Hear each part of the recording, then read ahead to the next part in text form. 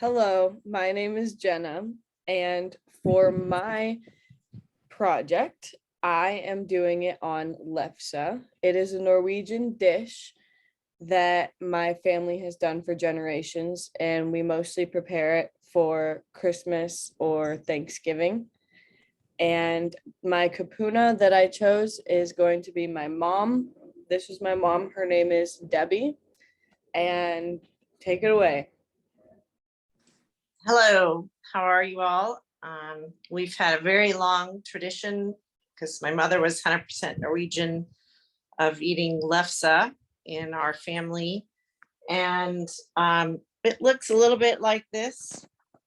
Um, we've we make it usually during the holidays. And let's get rid of that one. So there's a better picture of it. But the history of lefse is pretty interesting. It's just because, all types of levels of economic hardship had potatoes. And if they didn't, they pretty much starved. So potatoes were a staple for them, even during all the famines way back when. And so they always made lefse and stored it in the cupboards. So they would mash the potatoes and add milk and butter and a little bit of sugar and a few things, some salt, and they made a dough out of it. And then they would roll it out and put it on a griddle on a pan. Whoops, sorry. Sort of looks like a tortilla.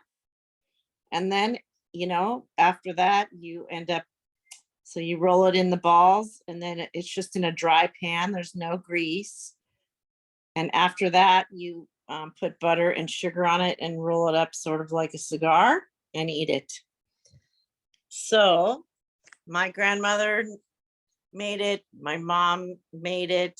My great aunt Sadie, I use her recipe.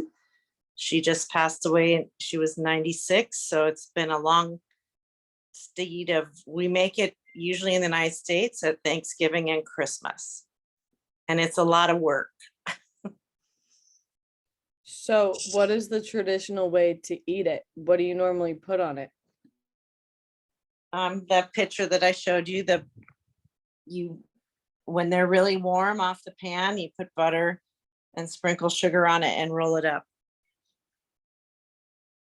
And how long does it take you to make it? What is the process? It takes quite a while because first you have to peel and boil a lot of potatoes. It's over 6 pounds for one batch. And then you let them cool off and you mash them really good. You pretty much whip the potatoes. I usually put them in the fridge overnight. And then I add flour the next day to make a dough. And then you have to roll out. You use tons of flour because potatoes, if you overcook them, can get sticky. And it sort of has to be a certain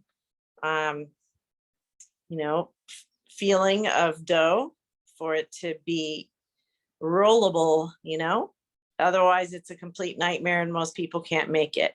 So then you roll it out like a pie crust, but it's very thin, like a flour tortilla, super thin.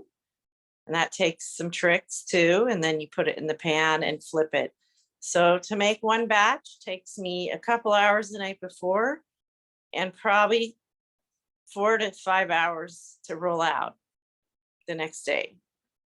Keep in mind, I've tried to make this several times and I fail every single time. So it's something that I'm going to have to master. Yeah.